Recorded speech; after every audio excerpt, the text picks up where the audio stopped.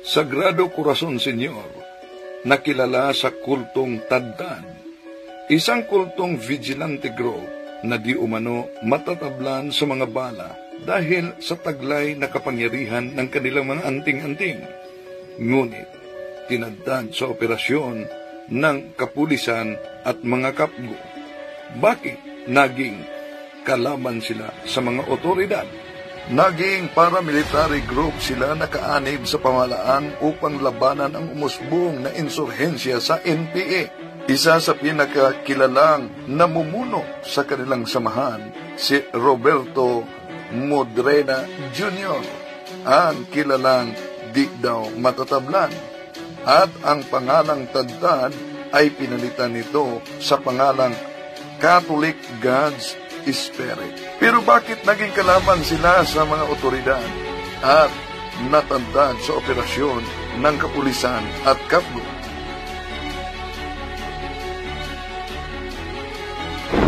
Naganap na labanan sa pagitan ng mga pulis at mga miyembro ng kulto noong Biyernes, 20 ang nabas para arestuhin ang isang miyembro ng kulto. Sinubukan kong kausapin na sumurrender na lang ng mahinahon. Pati nanay at tatay niya, sinama ko na. Para Ito ang pangyayari noon kaugnay sa operasyon ng PNP at Kapgo sa grupo ng Tadtad, yung nagdala sa pangalan na Catholic God's Spirit. Pero hindi sila kaanib talaga sa simbahang Katoliko, nagbuo ng sarili. Hanggang ngayon, meron pang mga umanib sa naturang grupo na may mga anting-anting. Dahil daming mga kaso, mga kapatid, na naharas, extraordinary, yung mga apo sa mga ninuno nila na miyembro nitong Tadtad. Sagrado Corazon, dami pa mga pangalan na iba. Dapat alam natin ito. Dahil sa pag-iikot namin sa iba't ibang bahagi sa ating bansa, Visayas, Mindanao, Luzon, ang daming mga sumusuko na mga anting-anting dahil sa iba't ibang grupo at isa na nito itong Tadtad. Sa akala nila na Diyos naman ang layunin nito dahil ang mga prayer, fasting ay sa simbahang Katoliko daw ang mga prayer. Pero hindi nila alam, occultism yan. At occultism is Satanism. At yung superstitious belief lang, ayon sa Catechism of the Catholic Church, superstition is a total departure of the worship that we give to the true God. Tatalakayin natin ito, samahan ninyo. Kasi lumalingan, pag palaging inulit-ulit ay magmukha talaga ang katotohanan para sa ating mga kapatid na kulang ang kaalaman. Ang pagkadaya ay maranasan sa iba't ibang paraan. Pero napakasakit pag madaya tayo sa pananampalataya. Dahil nanganib pati ang ating kaluluwa. Viva Cristo Rey! Pro Dio et Ecclesia! Kumusta sa lahat nating mga suking taga-subaybay? Welcome po.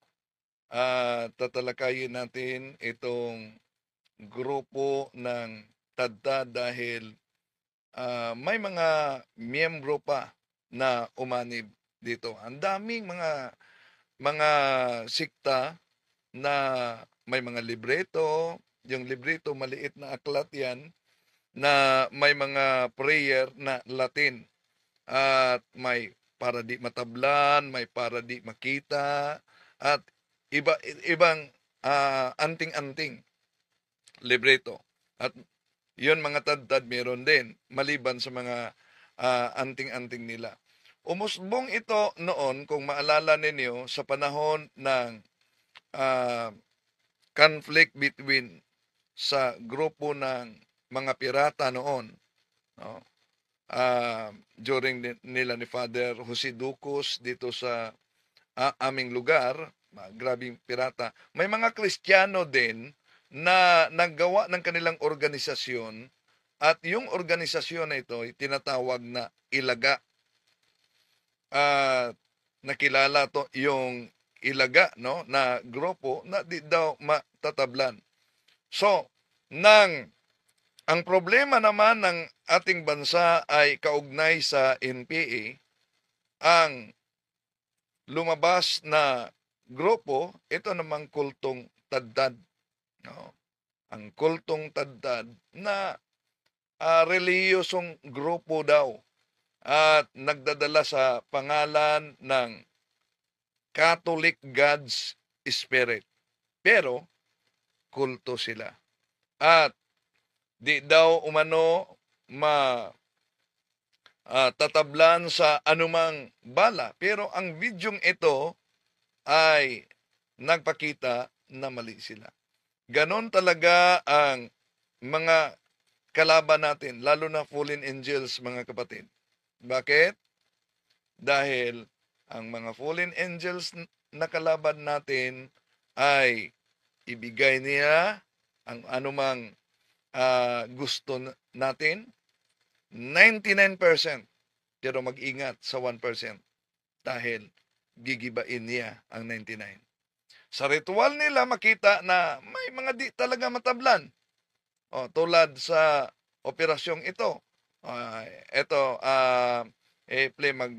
Sagawa tayo ng komento kaugnay dito. Kulto na nagtataglay ng kapangyarihan sa pamamagitan ng kanilang ginampanang ritual at mga anting-anting na minsan ang naging paramilitary organization o kaanib ng pamahalaan na lumaban sa nooy pag-usbong ng insurgency sa ating bansa. Isa sa pinakakilalang tagapamuno ng naturang samahan ay si Roberto Madrina Jr.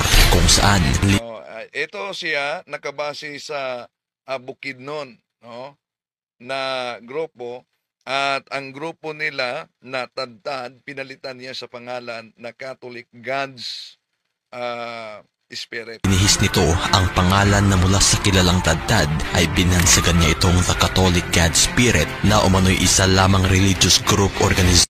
Daming mga nagdala sa pangalang Catholic, mga kapatid. No, kahit na yung ibang mga sikta, kung maalala ninyo, noong una, tutol sila sa Catholic, di daw mabasa sa Biblia, pero kahit Seventh-day Adventist, di po ba? Inaamin na din nila, Katoliko din kami. No.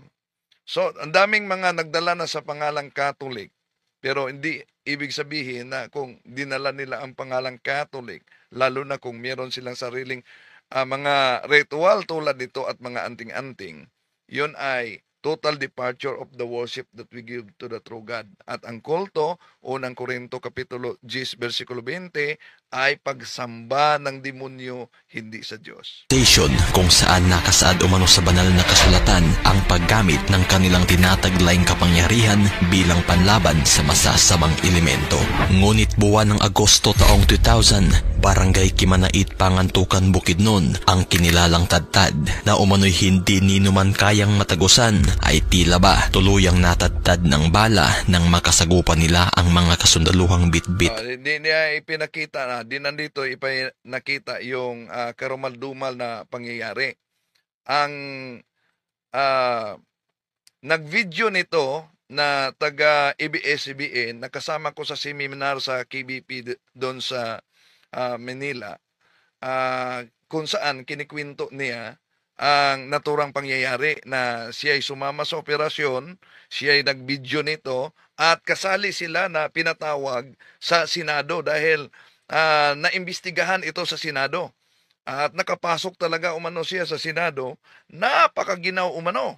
Batay sa kwento niya habang nagseminar kami sa KBP noon. Ang matataas na kalibre ng baril, naging isa sa pinakamadugong encounter ang pangyayaring ito kung saan sa loob lamang ng ilang minuto pumantay ang katawan ng 16 na miyembro ng Taddad na kalunos-lunos ang sinapit. Ngunit ano nga ba ang tunay na kwento sa pagkatodas ng 16 na miyembro ng samahang Bakit ba nagiging kalaban sila sa militar dito?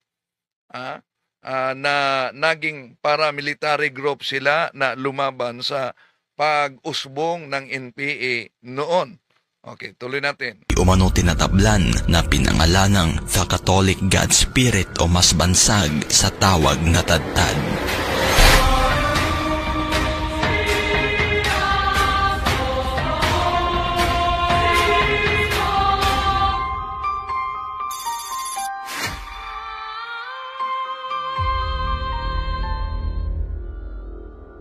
Dekada 70 nang matatag ang samahang Sagrado Corazon Senior o mas kilala sa bansag na Tadtad. Ang samahan ay tinatag ng isang nagngangalang Sagrado Sadi Jr. Sandali muna. Mahina ang busis umano. Okay? Ayon kay Juna Ashley Manuel. Kumusta? Ngayon, busis natin. Ang audio natin. Okay? Sandali. Okay, tuloy natin comment, kumusta? Ito ang nagtatag sa Tadtad. At Misamis Oriental ito. So Misamis Oriental, kung maalala niyo kung dyan sa Surigao, merong PBMA, dyan sa Misamis Oriental, merong tinatawag na PBCM. No? Pero may kapareho sila sa mga ritual at panggagamot. PBMA, PBCM, at sa Misamis Oriental din, mula ang nagtatag sa Tadtad. Na umano'y isang retired military na nakatira sa munisipalidad ng Initaw, Misamis Oriental. So, Initaw, Misamis Oriental. No? Okay na po, sige. Maraming salamat. Tuloy natin. Ang mismong tagapamuno na si Sagrado Sadi Jr. ay siyang sinasamba rin ng kanyang mga miyembro na tinitingalang parang santo, kung saan tinatawag pa nga itong so kung siya mismo ay sinasamba ng kanyang mga miyembro, dito niyo makita mga kapatid ang iba't ibang kulto na umuusbo ngayon, no, sa ating panahon. Grabe. So, kung sa PBCM, ganon din ang founder nila ay sinasamba. PBMA, ganon din. Ang founder nila, ito din ang founder ng Tadtad. Pero nang nakalipat sa Malaybalay Bukidnon, pinalitan ng pangalang Catholic God's Spirit. Pasagrado o Sacred Father. Bawat kasapi ng grupo ay dumadaan sa matinding ritual kung saan karamihan dito ay miyembro at galing sa sekta ng Romano Katoliko. Yun. Totoo na kahit naman sa iba't ibang mga sekta, Born Again, Iglesia ni Cristo, at grupo ng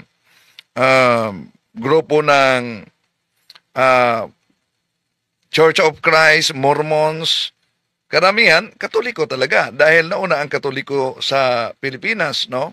At ang problema sa ating mga kapatid na kulang talaga ang kaalaman kaugnay sa tamang pananampalataya, sa tunay pananampalataya sa ating simbahan. Kaya iyon ang dahilan na daling matangay. At katuparan yan sa unang Juan 2:19 na sila'y galing sa atin, ngunit sila'y humihiwalay sa atin upang makilala na sila'y hindi talaga kasama natin. Ang grupo ay gumagamit ng tinatawag na mga anting-anting kung saan ito umano ang nakapagbibigay sa kanila ng proteksyon at yung karamihan meron nang di maniniwala kaugnay sa mga anting-anting, pero totoo ang anting-anting. Maepekto din itong anting-anting, mga kapatid. Pero ito'y idolatry, isang pagsamba sa Diyos-Diyosan. At bawal ito sa simbahang Katoliko, Catechism of the Catholic Church 2116, 2117. At kahit pa isuko mo ito sa simbahan, at kahit pa mangungumpisal ka, kayo nga nagsubaybay ngayon na may mga anting-anting, kahit pa isuko mo ito sa simbahan, kahit pa mangungumpisal ka, pero dahil ikaw ay tumanggap nitong uri na Diyos-Diyosan na binanggit sa Exodo Kapitulo 20, versikulo 3 hanggang 5, Diyos-Diyosan, ang punishment dito ay hanggang sa ika-4 at ika-6 na salinlahi. No? So, ang tinatawag na temporal punishment, talagang iepekto yan sa mga anak at apo, mga kapatid. So kaya delikado talaga, no? Ang mga merong anting-anting. At kung meron kang mga anting-anting, halimbawa yung lolo mo, papa mo, pag naghihingalo na yan, matagal yan mamatay. Dahil pahihirapan yan sa mga fallen angels na dala sa kanyang anting-anting. At pipilitin na yung kanyang mga anting-anting ay ibigay doon sa kaniyang mga anak. Oh, okay. Kung tanggapin yan sa kanyang anak, alam niyo, ayon sa paliwanag ng mga batikang exorcist sa simbahan, yung tumanggap, 90% ang demonyong lilipat sa kanya, siya ang tumanggap. Pero, pag yung mga anak na hindi tumanggap, merong 10% na mahati-hati sa kanyang mga anak at mga apo. Iyon ang paliwanag ng mga exorcist. How about kung ang kanilang anting-anting ay hindi tinanggap ng isa? Itinapon, inilibing, o kaya'y dinala lang sa kanyang kabaong kasamang ilibing. Yun ang delikado. Bakit? Dahil maliban sa walang tumanggap, ang 100% daw ay distribute ito sa lahat ng mga anak at mga apo hanggang sa ika-6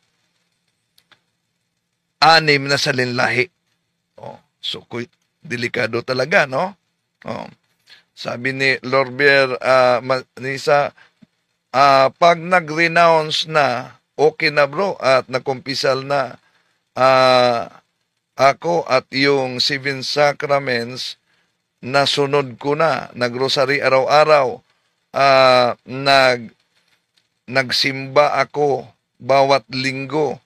Ako din dating faith healer, pero nag-renounce na po ako. Ano kaya, okay na kaya? Okay, ito po, kapatid na Rolber, no? Halimbawa, may sugat ka. Masugatan ka. Ito, may sugat ako sa kamay, matagal na. No? Masugatan ka. At yung sugat na yan ay nahilom na, nagamot na, ay wala na yon. Pero, may nananatili pa. Ang iskar ng sugat na nanatili pa.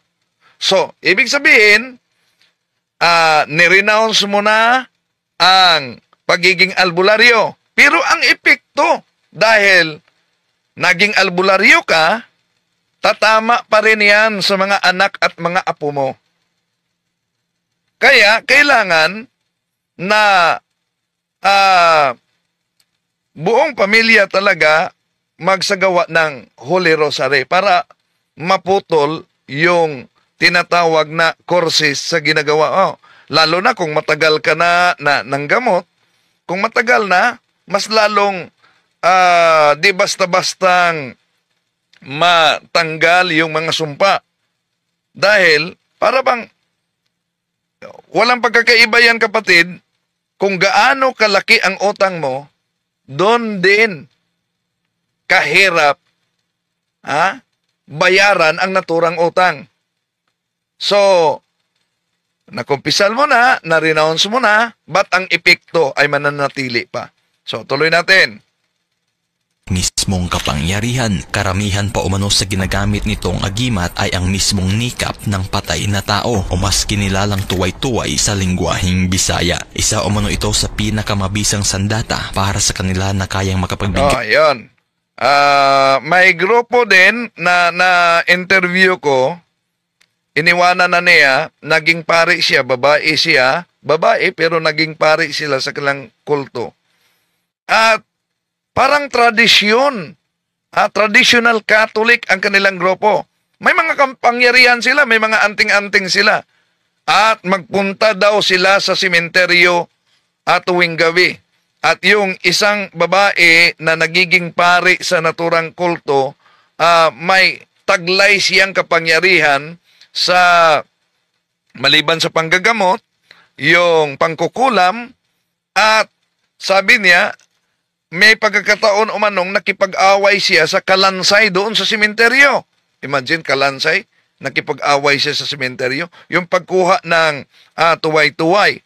Pero na-convert siya sa simbahang Katoliko, na-convert siya, at nagiging devoted siya sa simbahang Katoliko, lalo na sa Divine Mercy, baka nakikinig sa atin. Pero, yun, na stroke siya. Grabe ang kalagayan niya. At yun, dapat tanggapin na lang niya ang kalagayan niya na naghihirap dahil isang form of purgative suffering yan. Okay, tuloy natin. Ng kapangyarihan kung saan hindi sila tinatablan ng... Yan may mga grupo na magpunta sa sementeryo, may nag-surrender sa atin na pero grabe na ang damage. Yung kumukuha ng mga parts sa sementeryo, ginawa nilang anting-anting. Dami ang damage talaga. At ang kumuha, nabaliw pa. Pero yung mga anak at mga apo nila, grabe ang apektadong-apektado talaga. Kaya mag-ingat mga kapatid. Bala at mga patalim, kinailangan ring dumaan ng bawat miyembro sa mga initiation. So may mga ritual talaga sila, may mga initiation. Ako, matagal na yon sa media mga kapatid, may isang nag-awl na miyembro ng pulis noon sa isang barangay na biglang parabang nabaliw siya. May mga anting-anting. Nag-awl na militar. May anting-anting. So nagwala. Dala niya itak. At may nasugatan na. Nagrespondi ang CBO. Pagkatapos, ang CBO, binaril niya, napatay niya. Isa namang CBO, nagrespondi. Di natablan talaga. Di natablan. Nabaril din niya ang isa. Nagamit niya yung ETAC, nasugatan din. Ang CBO, tumakbo. Ang barangay kapitan, dala niyang high-powered na armas, inubos yung barel, inubos yung bala sa katawan, di natablan. Pero, nung tumakbo na ang kapitan, yung mga tao tumulong, kumuha ng bato at binato ang ulo, yon ang dahilan na namatay ang naturang nag-awl na militar. So, dito ninyo makita na iepekto ang kapangyarihan nila, ang anting-anting. Pero, Juan Kapitulo 8:44, ang demonyo ay, alam nyo na, ama ng mandaraya.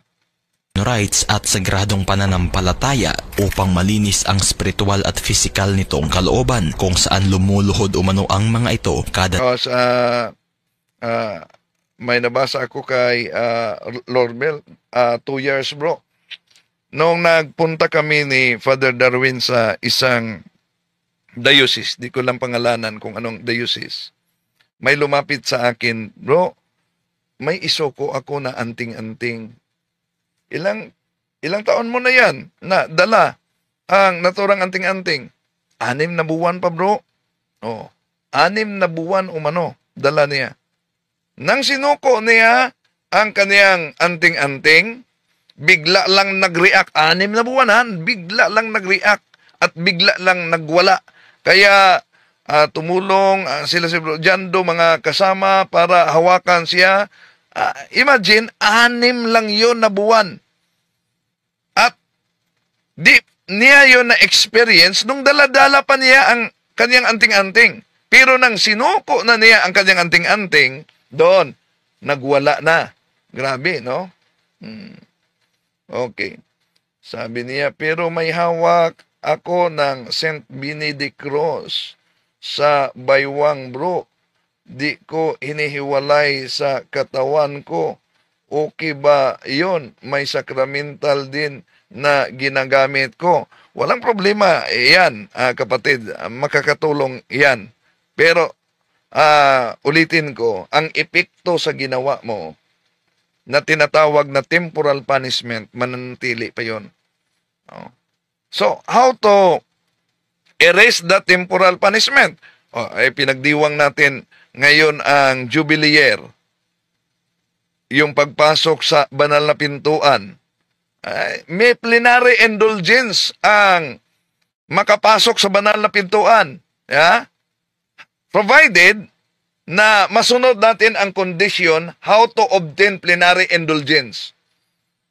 Yeah? So, mayroong mga kondisyon. Yun ang tatanggal sa mga plenary, sa mga temporal punishment. Yung plenary indulgence. So, sundin natin ang mga kondisyon sa plenary indulgence para ma-erase yung mga temporal punishment sa mga kasalanan na nakumpisal na natin. Kapatid, no? Okay, tuloy natin ito. 3 oras para lamang maipagkaloob sa kanila ang kapangyarihang inaasam. Suot ng bawat miyembro ang iba't ibang uri ng kwintas at mismong damit na balot ng mga nakasulat na orasyon.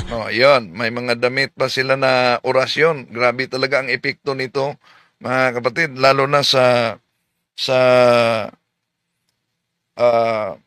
mga pumunta sa office at mag-surrender ng ganito. Pag isinagawa yung ritual sa deliverance, break the unholy ties sa mga anting-anting na ito, may harassment pa na mangyari, lalo na sa mga ministro na gumagawa sa pagsunog sa mga ganitong uri na mga anting-anting. Yung t-shirt, ang dami nito. Alam nyo, hindi lang ordinaryong, kahit profesional, dahil may nagsuko sa akin ng ganito na ang daming mga anting-anting niya. Pero ang damage, grabe na. No? Pati na itong t-shirt na may mga drawing, na may drawing ng Panginoong Jesucristo, may drawing ng cross, may mga Latin na nakasulat. Pero grabe na ang damage ng sinuko niya ang naturang anting-anting. So, siguro, sa mga kapatid nating nagsubaybay ngayon, no, na mayroong ganito, dahil sa pag-ikot namin, lalo na sa Zamboanga, Sibugay, ang dami, grabe. Sa Zamboanga, Sibugay, diyan sa Suba-Nipa, diyan sa San Miguel, daming mga sumusuko ng mga anting-anting. At meron pang dahil nakita kasi nila na may isang parokyano na ang papa ay may anting-anting. At lumapit lang para magpa-pre-over. Nang nagpa-pre-over, abay, grabe talaga ang nagwawala. Kaya tumulong na yung mga yung parish priest at yung vicar, yung assistant niya, tumulong doon sa nagwawala. At nagtanong ako, bakit ganon karami, lalo na dyan sa Zamboanga, Sibugay, dyan sa Zamboanga City, dyan sa Basilan. Sa Basilan, kahit sa may mga Kristiyanos din na may mga anting-anting. Dahil sa takot sa Abu Sayyaf. Pero dapat iwanan yan. Daming mga nagsubaybay daw sa atin dyan sa Basilan. Isoko ninyo yung mga anting-anting na yan. May exorcist dyan sa Basilan, ha? May exorcist dyan sa Basilan. Isoko ninyo yung anting-anting ninyo dahil occultism yan. Isang uri ng pagsamba sa demonyo. Okay, tuloy natin.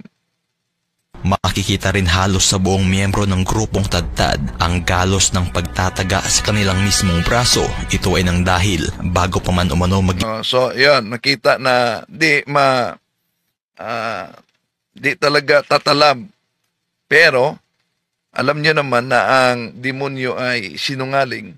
sabi ni Rose Oranio, need kasi mag-rosary ng 6 p.m., 3 p.m., 6 a.m. at 3 p.m. Hindi ko nanood at ayaw ko nga kusa lang na mawala. Okay. So, tuloy natin. Kung ganap ka ng kasapi ng tadtad ay kinailangan mo munang malampasan ang ritual kung saan tinataga ang mismong braso at kung hindi ito tatablan ay So, hindi lang tadtad, meron pa dito, dami, kahit mga politiko umanib. Yung tinatawag na shepherd. Isang grupo ng shepherd na di daw matatablan. Pero ilan na politiko na umanib sa naturang grupo dahil ipakita talaga yung barel, merong mga sa magasin, meron talagang bala at itis yan sa katawan, di talaga matablan. Pero ilan na miyembro sa naturang grupo ang wala na, no? Dahil sa akala nila, hindi sila tatabla ng bala. Kahit politiko, may mga politiko na miyembro sa naturang grupo. At hindi lang politiko, mayroong mga pulis, mayroon ding militar na miyembro sa naturang grupo dahil yan talaga, no? Nangangailangan sila ng proteksyon. Pero hindi nila alam, nagbigay man yan ng proteksyon, delikado ang mga anak at apo nila. Lalo na yung isang katolikong college na may dinala sa office noon at nang tinanong ko bakit ganyan sa tinatawag na diagnostic interview, ang papa niya ay army, merong mga anting-anting. So, yon ang anak ang nagdusa. Tuloy natin. Kaya nga, yung mga nagsubaybay natin na mga sundalo at pulis, lalo na dyan sa Cotabato area, pumunta talaga sila sa office noon para isuko yung kanilang mga anting-anting. Pulis, mga pulis at mga sundalo. Pero ngayon, di na kayo kailangan pang pumunta sa office namin dahil sa Cotabato, Diocese of Cotabato, meron na kayong exorcist dyan. Tuloy natin. Jack, ipinagkaloob na sa iyo ang kapangyarihan at kung magtamo naman ito ng galos, isa o mano itong indikasyon na hindi pa ipinagkaloob sa iyo ang kapangyarihan kung saan hindi ka kikilalaning miyembro ng naturang samahan. Ayan ang kanilang ritual. Kung may galos ka man sa itak, di ka pa ganap na miyembro. Pero kung wala ka ng galos, ayun, magiging ganap ka ng miyembro sa naturang kulto. Pero kahit pa iniwanan mo na ang grupo at kahit pa itapon mo na yung mga anting-anting, may epekto talaga yan. May epekto yan sa mga anak at apo mo. Okay, tuloy natin. Nang dumaan ang panahon kung saan tumunog na ang kahapon may communicate sa akin na pari sa ibang diocese at pinakita niya sa akin, sabi ni Robert, wala daw exorcist. So pagdasal natin na magkaroon ang diocese ninyo ng exorcist. Okay. May pare na nag-message sa akin, di ko lang palang halanan sa ibang archdiocese, mga kapatid. Pinakita niya ang picture ng isang bata na kinagat. Ito, sandali picture ng isang bata na kinagat ng kaniyang laruang labubo. Imagine. Kita nyo yung labubo na kumalat ngayon sa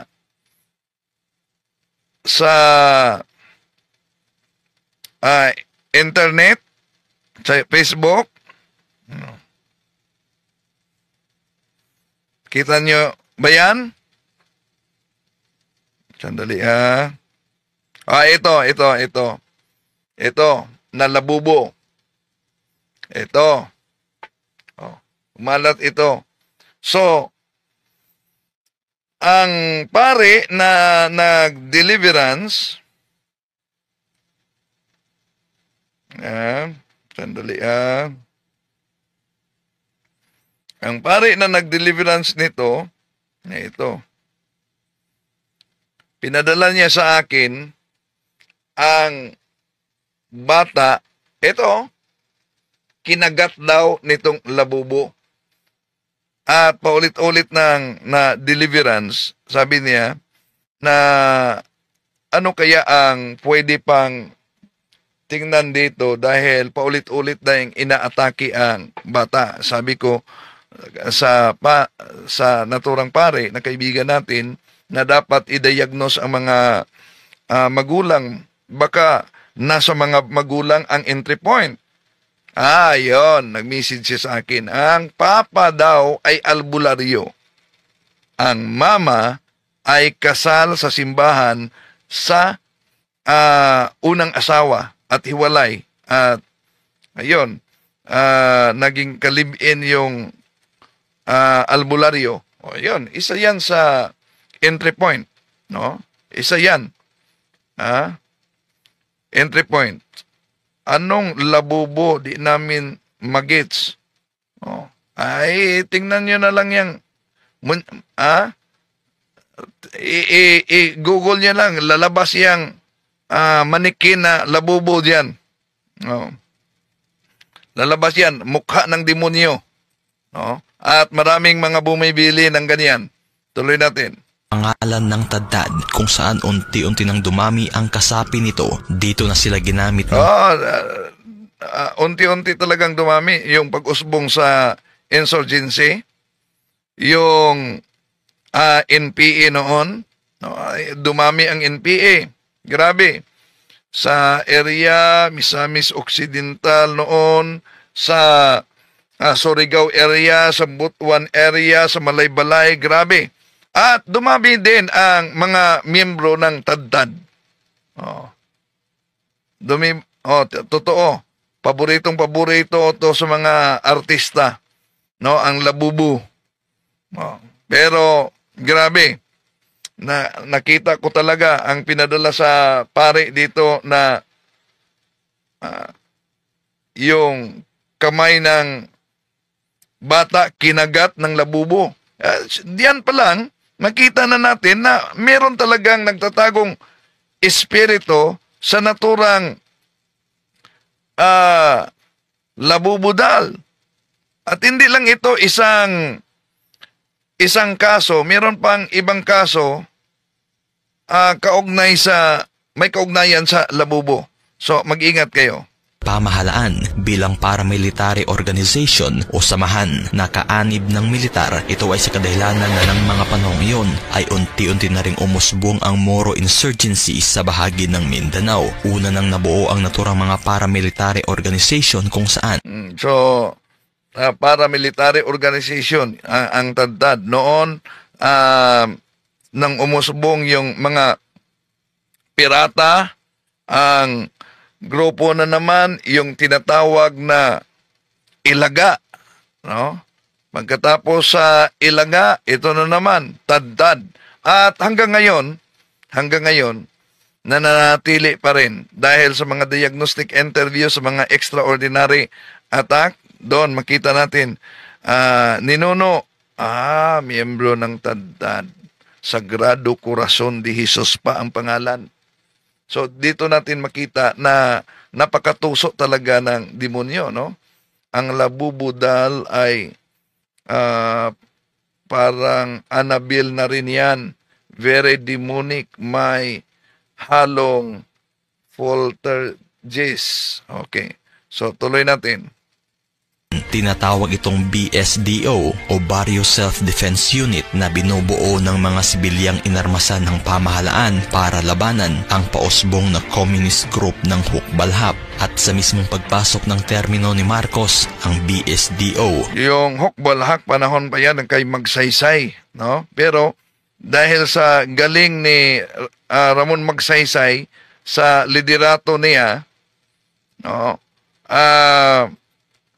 Si Tarok na leader ng Hukbalahak at ang buong Hukbalahak ay sumuko talaga sa gobyerno dahil naniniwala sila sa galing ng presidente noon. Na Ramon Magsaysay yon.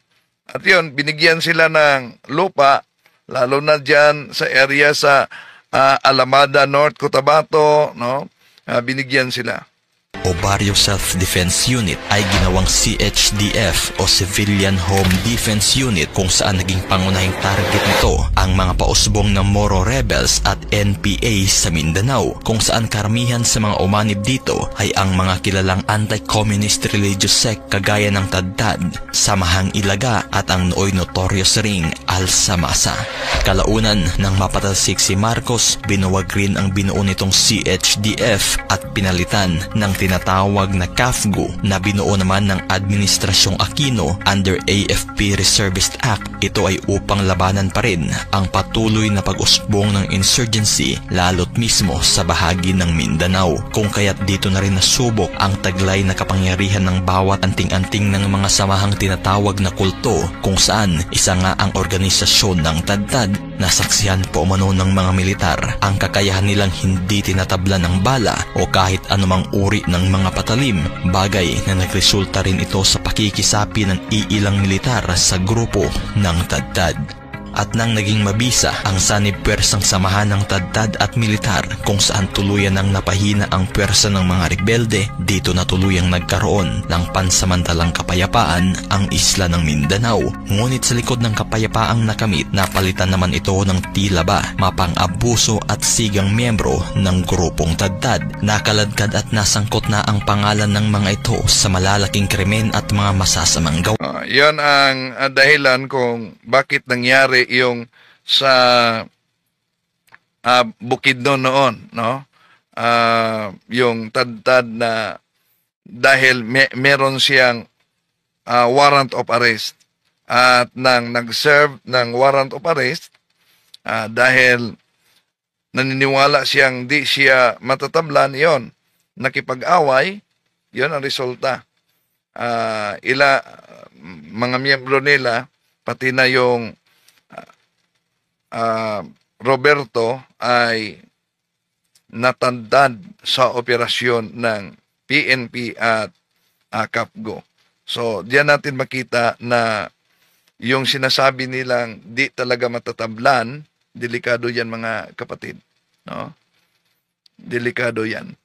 No? So, kaya sa mga nagsubaybay natin ngayon na mayroong mga anting-anting, merong mga superstitious beliefs, isuko ninyo yan sa inyong parish priest. Oo. Oo. Oy, si Pac Vasters PH. Nako, delikado yan. Si Kabornok, hello, huwag yung kalimutan mag-subscribe din sa kanya. Oh, napakagandang talakayan ni Kabornok. Talakay lang natin ito dahil kahit saan, no, si Kabornok, kahit saan mga kapatid, meron talagang mga nagtatagong Katoliko na may mga anting-anting, may mga CFD pa. Kaya na-surrender nila yung kanilang mga anting-anting sa office. Imagine, mga CFD pa, na may mga anting-anting. Dahil ang akala nila okay lang, ang prayer na ginagamit kasi ay prayer ng simbahan. Pero malinaw ang Catechism of the Catholic Church natin. Catechism of the Catholic Church 2116, 2117 mga kapatid. No? So bakit sumikat na likod ko palagi sumakit? Bakit sumakit? na likod ko palagi na walang dahilan. So, baka meron kang contamination sa mga occult practices. At yun ang daanan sa mga tinatawag na demonic harassment. So, daming mga ganito talaga, no? Yung mga occult practices, at kaya nga sa pag-iikot natin, lalo na doon sa Mountain Province, no? Grabe. May mga oking kausap mo, pero sa prayer for protection pa lang, nako, nagwawala na. Nagwawala na talaga. No? So dito natin makita, mga kapatid, na active ang demonyo, patago. Napaka-active niya, ngunit patago siya. Halimbawa, ang ating Panginoong Hesus nagtatag ng iglesia, tunay na iglesia, ang simbahang Katoliko. So, natupad sa ating panahon ngayon, ang babala niya sa Mateo Kapitulo 24:24, na mag-ingat kayo dahil lilitaw ang mga bulaang mga ngaral. Kaya nga natupad sa ating panahon ngayon. Ang dami. So ano ang layunin sa pagdami ng mga iba't ibang sekta, lalo na karamihan ay mga miyembro ng Katoliko, kulang ang kaalaman sa pananampalataya. Kaya Hosea chapter 4 verse 6, my people are destroyed for lack of knowledge. So, pag ika'y Katoliko at walang laman ang iyong ulo sa doktrina at pananampalataya ng simbahan, lalo na pag parang lubo ito na hangin lang ang laman, delikado. Matangay ka talaga sa hangin ng mga iba't ibang sikta. At daming nadala.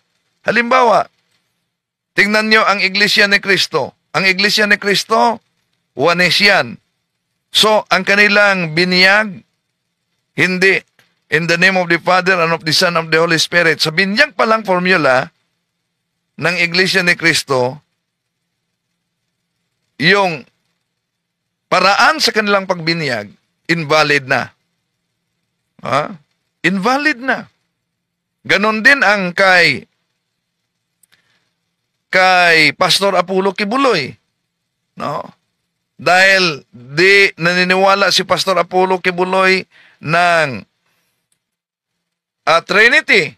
So, although naniniwala siya na si Kristo ay Diyos, invalid na din ang paraan sa binyag niya. Pero, pansin niyo, ilang milyon ang nagiging kaanib nila.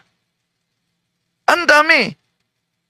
Sa grupo lang na ito, kay Kibuloy at kay Manalo, dami pa mga sikta ngayon. At ang layunin upang mawala ka at malayo ka sa mga sakramento ng ating simbahan. Yon ang layunin, mga kapatid. No? Malayo ka sa sakramento sa simbahan. At wala ka ng sakramento, wala ka pang sakramental. So, anong mangyari kung di ka makatanggap sa tinapay na nagbigay ng buhay? At ito ang Eucharist. Kaya, ipagdasal natin ang ating mga kapatid sa nasa iba yung pananampalataya na maliwanagan sila. Pansin nyo na ang iba't ibang mga sikta, Katoliko talaga ang binanatan kahit pa ang grupo ng Satanic Church. Dahil ang demonyo galit sa tunay na iglesia. Maraming salamat po sa inyong pagsubaybay. Hanggang sa muli, ito inyong lingkod, Brother Wendell Talibong. Bye-bye.